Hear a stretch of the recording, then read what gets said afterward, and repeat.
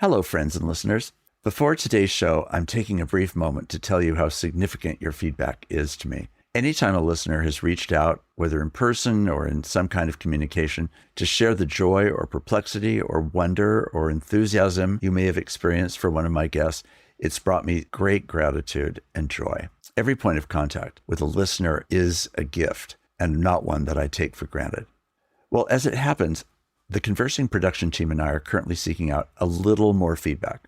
In fact, we're running a short listener survey with Fuller Studio to hear about your podcasting habits and preferences and any ways that you'd want to see Conversing evolve in its next phase. If you're willing, could you just take a few more minutes with Conversing today and visit fuller.edu/survey and offer your thoughts? I'm excited for the future of the show, and I'm eager to hear your ideas about how we can make better contact and serve you and your concerns and questions as well. Again, please head to fuller.edu/survey or click the link in the show notes to help us imagine the future of Conversing. Thank you again so much. Now, on with the show.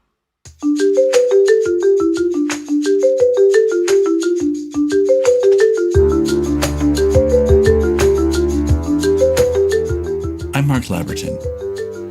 Welcome to Conversing.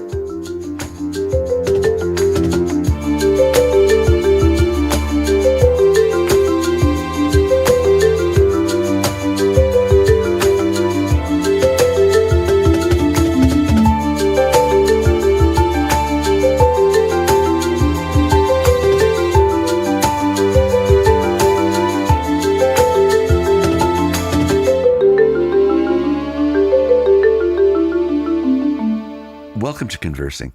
I'm so excited today to be able to have Dr. Pamela King as our guest on Conversing. Pam has been a longtime member of Fuller's faculty. She is in the School of Psychology and Marriage and Family Therapy, and she occupies the Peter L. Benson Professor of Applied Developmental Science chair and is the executive director of the Thrive Center for Human Development. She has been working primarily in the areas of how academic research and applied efforts aim to promote a movement of human thriving that contributes to individual thriving, but also to flourishing societies. Pam, welcome. We're so excited and pleased to have you here. Thank you, Mark. I'm thrilled to join you in your always timely and provocative and important Conversing. Well, thanks. You know, we've known each other for a number of years, and one of the things that I would love for our listeners to have a chance to get acquainted with is, first of all, just who you are and how you even got on this thriving journey that you have been leading and pursuing so diligently over multiple decades now. Tell us a little bit about how did this whole category of thriving emerge? What did it seem like at the beginning, and how is your understanding of thriving now different from where the journey probably began? That is a great question, and I don't think anybody has ever asked me that. Where did it begin, and how do I understand it differently now than when I started?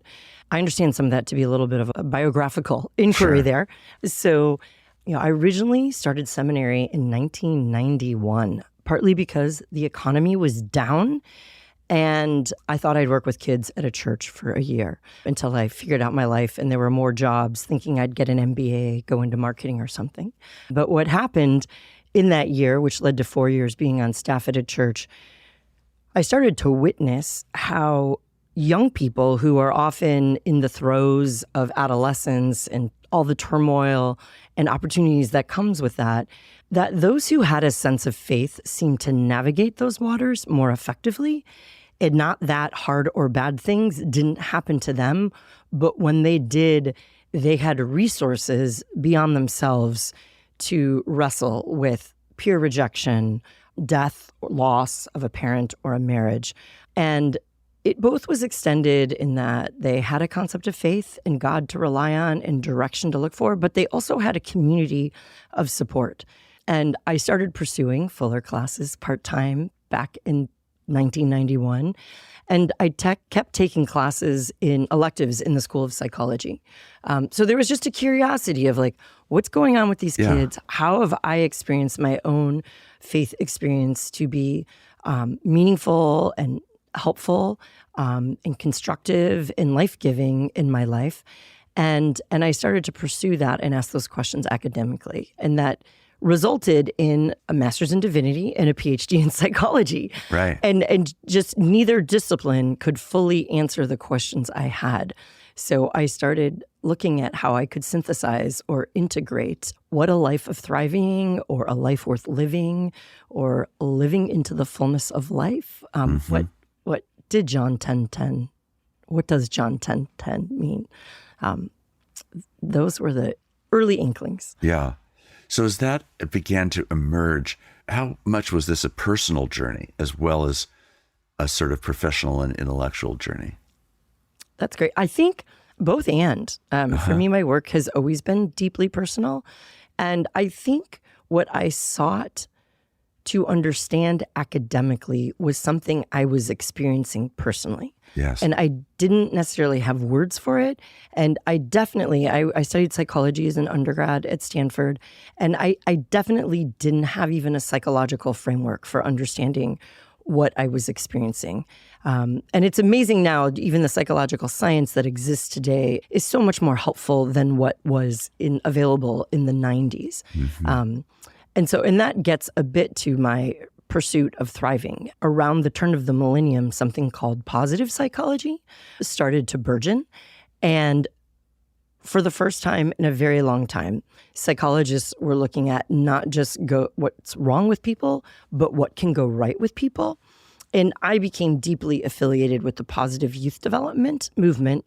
And that was a mantra, not just youth are not problems to be solved, but they are resources to be developed. And how do we understand not what goes wrong with kids, but what can go right with kids? Yes. And psychologists, world-class psychologists, did not even have an answer to that. So that's early research that I started to pursue with some more senior psychologists in the field. Right. So that would be an example of something that gets added really substantially along the way. Were there other major movements, or would you consider the positive psychology movement maybe at the core of what got added as you continued to pursue this? Yeah, so for me, it was really the positive development movement, which actually started in youth serving fields, not academic fields. But youth workers, people who actually worked with kids, were like, we're dissatisfied with your metrics of health are addiction, pregnancy, truancy, dropout rates. Right. We need a better way of looking at young people.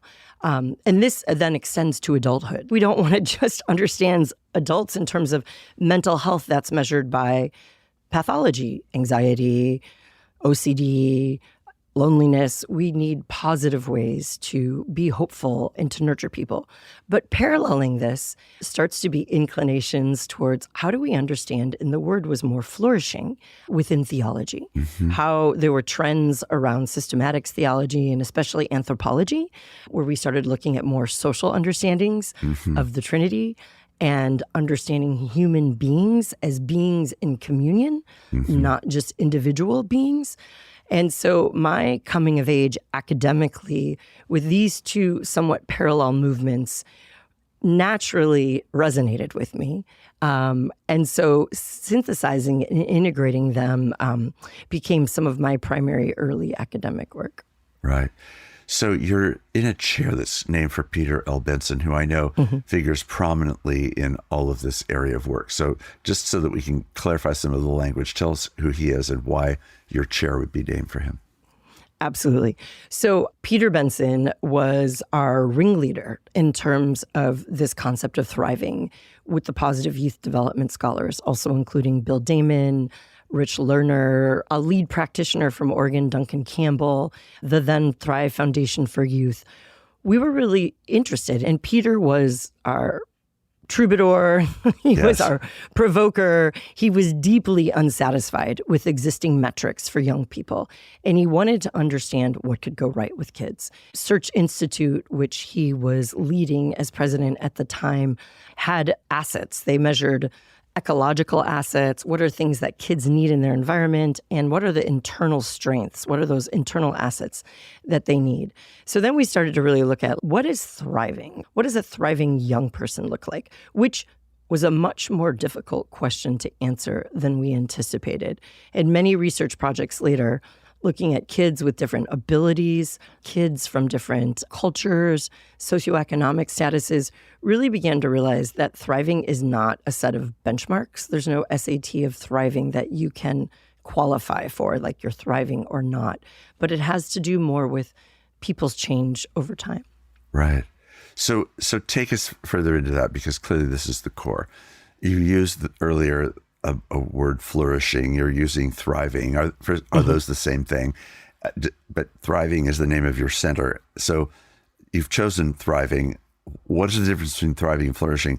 And how would you define thriving given the challenges that you just expressed?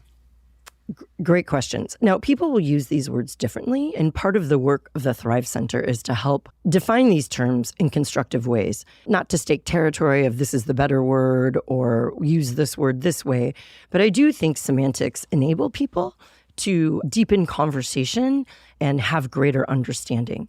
So within theology, the word flourishing is generally used, and it has a very teleological perspective of considering consummation and where the whole project of creation and salvation is headed, and looking at how the world is not just being redeemed and restored, but coming into the fullness of God's intended creation and the role of Jesus Christ in bringing all persons to unity and fullness in that process. So that Miroslav Volf has been a pioneer with others in a theology of flourishing. Within psychology, the terms are used very differently, and they're a bit in flux. Personality and social psychologists have used the word flourishing, but unlike the theological perspective, it has not so much of a systemic perspective, but usually like assessments and theories, conceptualizations have to do with individual well-being. So how satisfied, how happy an individual is, that is ultimately the measurement of flourishing. And that might involve being related, having a sense of meaningful activities or engagement, but it ultimately is about the individual. There are increasing eudemaic influences where there are generative and ethical considerations. But again, those are a function of providing well-being. So I do meaningful things for others because it makes me feel better. The work of Tyler Vanderweel and the Harvard Flourishing Program is really expanding that into a more systemic understanding, where they're recognizing that in order for individuals to flourish, we need flourishing societies. We need a flourishing planet. So thriving has been differentiated in psychology and is often used more by developmental psychologists to look at how an individual changes over time to grow more fully into their strengths, their sense of connection and contribution to others, and growing in their ethical and spiritual ideals and experiences. A shorter way of saying that is thriving is growing with and for others and a higher purpose. Right. What's the relationship then between thriving and happiness? Great question. People often associate thriving with like vigorous growth, and that gets extended to success, excellence. He is thriving in his job because he's killing it. He's doing great. He's succeeding. And it also often gets equated with happiness, that I'm happy, life feels good, I'm doing great, and it's feeling good. But the reality, that is not thriving. Thriving involves feeling satisfied with life. Thriving happens when we have more positive emotions. But thriving is a much thicker or complicated concept that fundamentally has to do with adaptive growth. And the reality of life is there are always challenges, there is always loss, there are always ups and downs. So how can we cultivate practices, relationships, and a mindset that enables us to be present to pain and suffering in those moments, but also have an eye towards hope and towards help that will eventually lift us out of this. So often I'll say, dare to thrive, because it's a much harder road to live so fully into the complexities of lives and to find and make meaning through life's nuances and intricacies. Right. So it's a much more important thing to hold on to thriving as the larger bucket than happiness, let alone to make one subservient to the other. Because of what you're saying, we, at the very moment that we might be experiencing happiness because of X, Y, or Z, we may absolutely not be experiencing happiness because of ABC, and both exist simultaneously. And if one is always the threat to the other rather than incorporated into a full vision of what life encompasses, which is always both and seldom either or, then that's why it would be so insufficient to simply reduce thriving to a happy state of high productivity, for example. Absolutely. And something that I don't feel like the American quote unquote dream individuated journey acknowledges enough of is rhythms and cycles of ups and downs and perpetual constant growth. No one can sustain it. You know, as Christians, we acknowledge the significance of Sabbath and rest. We lament.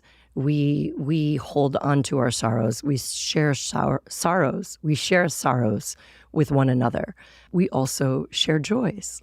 We also have that capacity to live into the not yet, into the eschatological, the future hope that all will be well. And so we are able to hold, and I talk about joy often being double-fisted. We can hold what is glorious and what we can celebrate and what is realized now and in this moment. We can also hold the sorrow and loss and grief of what is not complete, what has been violated, or what is we've lost in the moment. And in that other hand, we can anticipate what is to come and have joy for that. Right. And so joy becomes much more complex than happiness. So joy and thriving are more connected than joy and happiness are connected together. Would that be? Absolutely. Yeah. That is. I do think that the work that Miroslav Volf has been doing, that you've been a part of, that involves the long work that you and a number of other people were involved in around joy, is such a significant thing. I wonder if you could just say a little bit about that, because again, it's a word that gets tossed around, but often very vaguely defined. The point isn't to try to lock it down in a definition, it's to try to let it expand into the space that it really needs to occupy. So just say a little bit more about that. Absolutely. Yeah. So joy is so marvelous. And I was just so grateful to have 3 years to spend studying joy with Miroslav Volf and a host of others through the Yale Center for Faith and Culture. And what I did was bring both like a psychological and a theological lens to joy. And through it, I began to conceptualize joy as a virtue, which again, we're not worried about terms, but one thing as opposed to a mood. As opposed to a mood, exactly. Virtues, we know, are something that we can practice and cultivate. They involve our thoughts and our beliefs. So when we think about joy, like what are our beliefs about joy? What do we know brings us joy? And ultimately, I landed on those things that matter most. So those could be things like the people that are nearest and dearest to us, our faith, our ultimate sense of purpose or vocation. But there's also particular things that bring us joy, like eggnog snickerdoodle ice cream at Salt and Straw, especially with my kids. I mean, that, like it's good. It makes me happy. But sharing that with my kids makes it a joyful experience. I'm hitting many things that are meaningful to me. Yes. So we have our beliefs about what matters. And when we're clear about that, we can be more intentional about pursuing that, whether it's mentoring students or teaching others about joy, which is a joy for me. But there's also a second dimension, our emotions or feelings of joy. And this is where psychology is so helpful, because we actually have an emerging science around positive emotions that show us that when we have positive emotions and our mood is elevated, our brain actually relaxes and opens. So we're more creative, we're more willing to explore. So positive feelings are good things to have in doses. We can't be elevated all the time, but they motivate us. And I don't know about you, like writer's block. You start to feel anxious. Oh no, I can't do this. And Right. it gets worse. Right. We're actually more creative and expressive when we are in lighter, more joyful moods.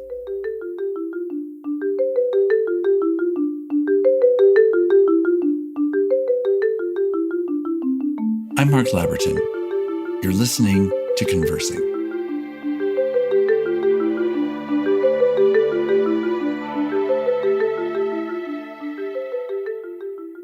So, Pam, one of the things I've admired about you over the years is that as you've been working on thriving, you're simultaneously a person who genuinely and deeply cares for the most vulnerable and places of the deepest pain and the most suffering.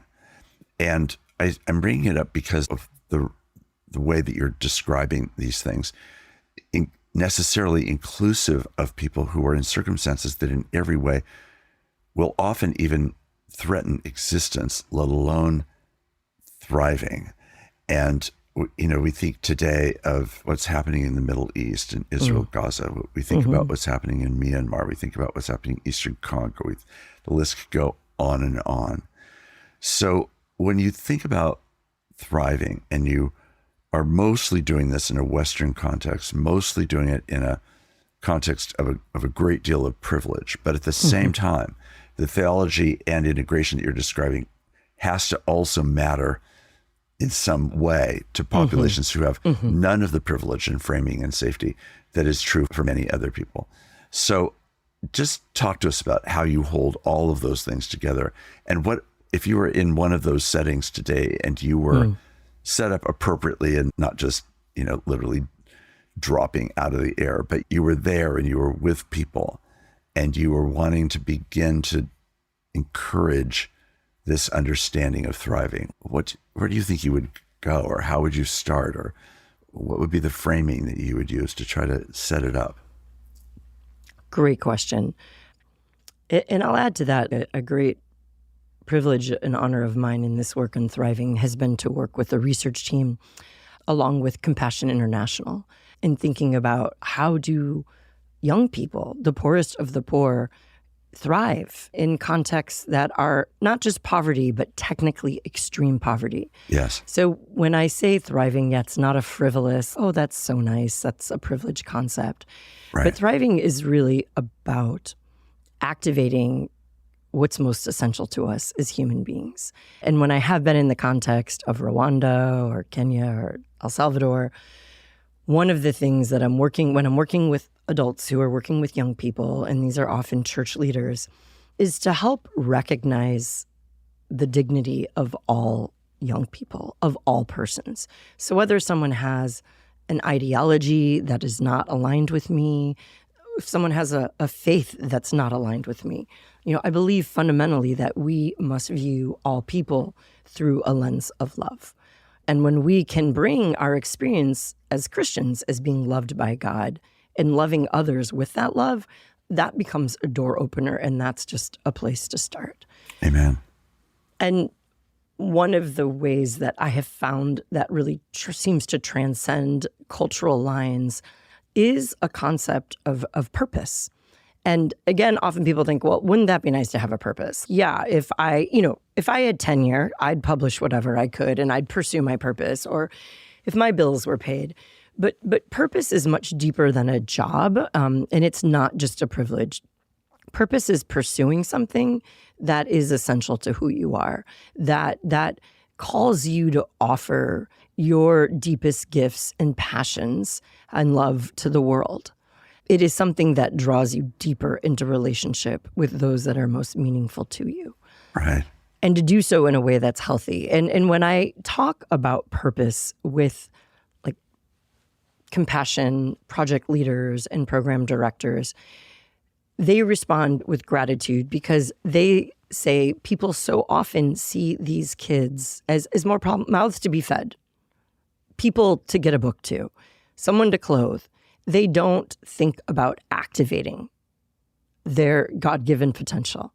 And so giving people a lens to view kids with strengths, even when they live in poverty, even if they don't have electricity, that each person has something to give to the world around them, whether it's their family or their village or through the internet more broadly, that becomes so life-giving for young people.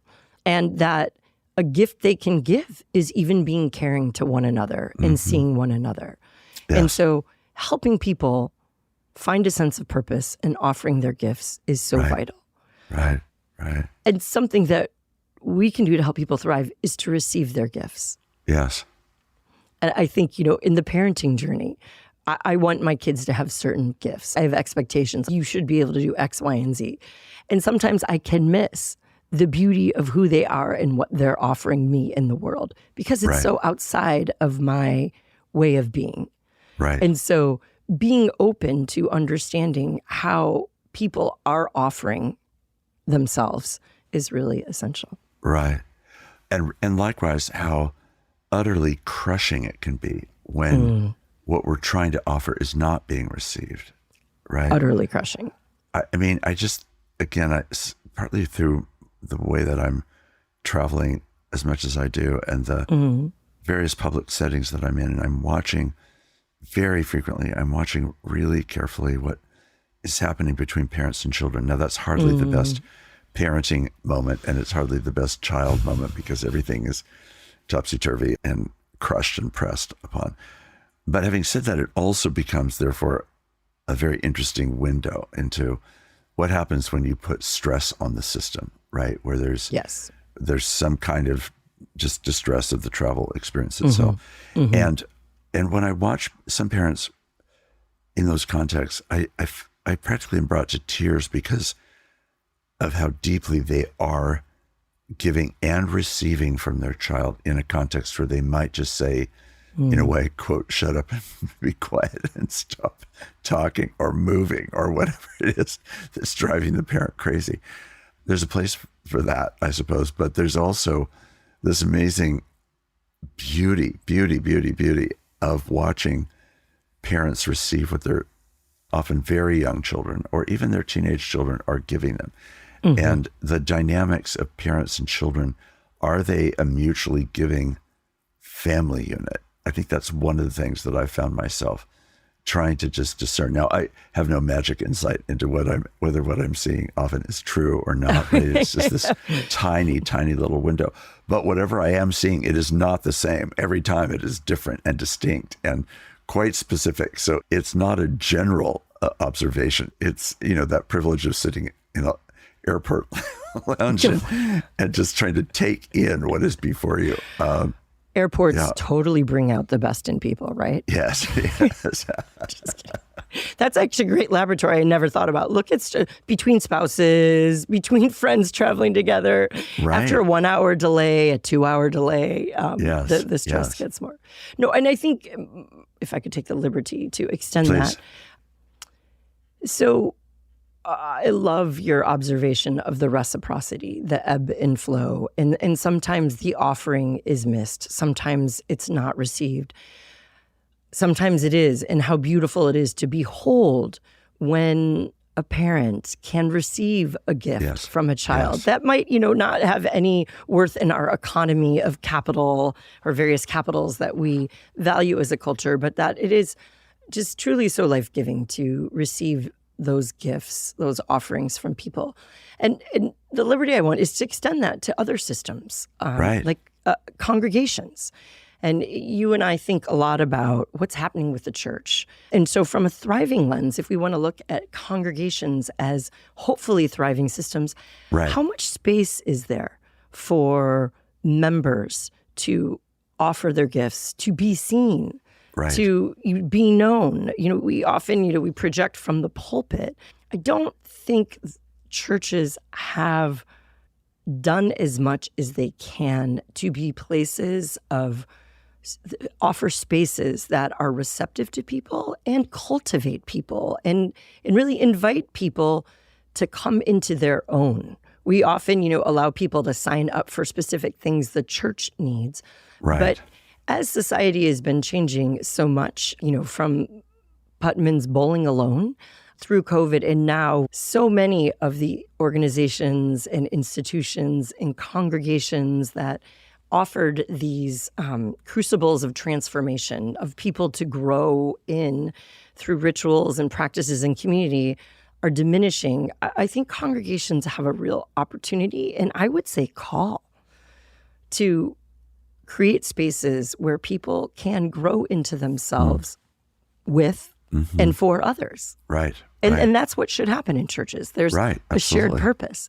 But we often invite people in to fit into, our pews and to meet our needs, our program. Yeah. Right.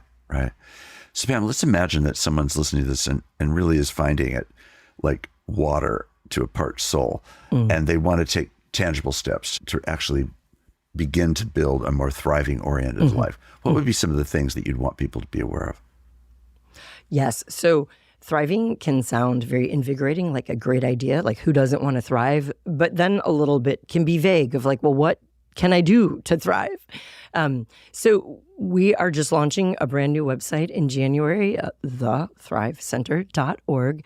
And we have organized research-based insights and practices around a framework of spiritual health. So if you're feeling like, wow, I need to really grow in my sense of connection with people, a sense of belonging and relationships and community is 100% part of spiritual health. We have a whole page on blogs about how to pursue relationships, website episodes, and practices. And one of the beautiful things about the emerging science and about thriving is it's a daily practice. Whether it's, as Christians, intercessory prayers of taking time to pray for people is a wonderful practice to deepen our compassion and love of others. I don't know about you, but like my form of intercessory prayer that I was raised with was like, pray for Mark. Pray for so-and-so, and my mom, and my dad, and they're driving to Texas, and da-da-da. But what we're learning through research is that when we take time to envision someone, when we wish them well, when we take their perspective and imagine how they're experiencing their day, that builds really important psychological capacities of empathy within us. Yes. And it slows us down. So we offer a host of practices that help slow us down and build out these psychological capacities that we need to experience joy, to develop compassion, to gain perspective, to gain clarity, to discern. And so I hope that folks find like psychologically science-informed spiritual practices helpful and somewhat innovative, because those worlds tend to remain apart. And I'm really excited that Thrive is beginning to say, hey, these things that we've been doing for millennia are actually really more effective for you and others and the world if you do them like this. So hoping that will be really fun, maybe not fun, but really helpful for folks so we can move thriving really into daily life. Pam, one of the newest things that's just about to pop and that I definitely want people to be aware of is a new podcast that you're about to launch, which builds on those two words that you've used several times, with and for. That's the name of the podcast, with and for. When I heard that was the name of this podcast, first of all, I instantaneously felt like there are no two better words to describe what thriving requires. It has to be about a with experience. It has to be about a for experience. And so tell us about the podcast as it's about to start in the new year, and how we can put in the show notes how people can find it and investigate it and maybe even subscribe to it. So tell us about it. Thank you. Yes. So the podcast has really been birthed out of my curiosity. I love to learn. Thriving is a very multifaceted concept. I've done a lot of research in it, but it involves a lot of people's research. There's lots of ways of thriving, whether it's neuroscience or theology or interpersonal relationships. And so a podcast, I thought, would be a great format to continue learning and invite experts in that can give purview into the different facets of what I refer to as spiritual health.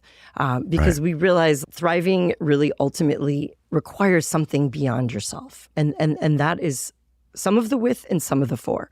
So it became a great opportunity to involve other expert voices and also to bring this interdisciplinary perspective. Season 1 is mostly psychological scientists, where I'm interviewing them about their own research that brings psychological perspectives to aspects of spiritual health and thriving, and then shedding some light on how spirituality or theological perspectives come to bear on that.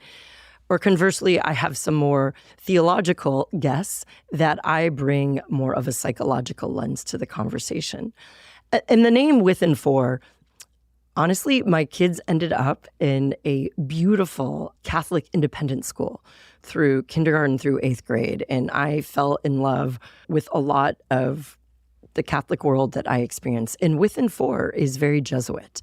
But essentially, thriving is not an individual endeavor. When we focus on ourselves, when we pursue self-help, that becomes, as an individual, self-help becomes a dead end quickly.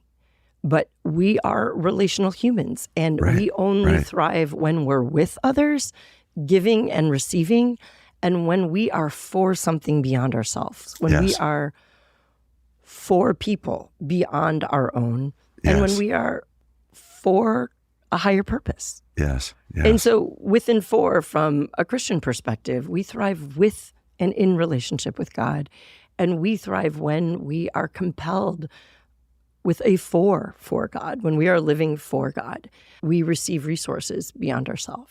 And so With and For, 3 very simple words, but absolutely essential to thriving. Yeah. The and is probably as important as the other 2 words, because it is really an endless integration, combination, bringing together, not compartmentalization. And thriving is the summation of a holistic life, a vision of a holistic life that is set on the course and journey that you've been describing so well. Pam, this has been really, really fun. I'm just so excited about the work that you've been doing, the significance of it, how it's landing in people's lives, and at a time when so many places around our own country and around the world are, in essence, it seems to me, parched for a lack of thriving for so many different reasons, where fear is the dominant emotion on so many days for all kinds of understandable reasons. And vulnerability is the context in which we live daily. To help people at the same time, not as an either or, but at the same time, wade into the waters of what thriving can bring to those moments and beyond those moments, or even seasons or long periods of time, is such an important thing. Thank you so much for your work, and thank you for this conversation. Well, thank you, Mark. My absolute pleasure. And yeah, we are in a hard moment culturally. Young people, adults, and I think we have often lost a vision of with, and we've lost the skills and the know-how to be with one another. I feel concerned for our youngers that, with COVID at a pivotal time of social development, that we've lost that generational transition of being with people. And we do need skin friends and being in person and deep and meaningful connections. And we need a purpose that's not just for ourselves, but that's for others. So I hope it's helpful. That's really my goal, is to be helpful. So I can't wait. Thank you.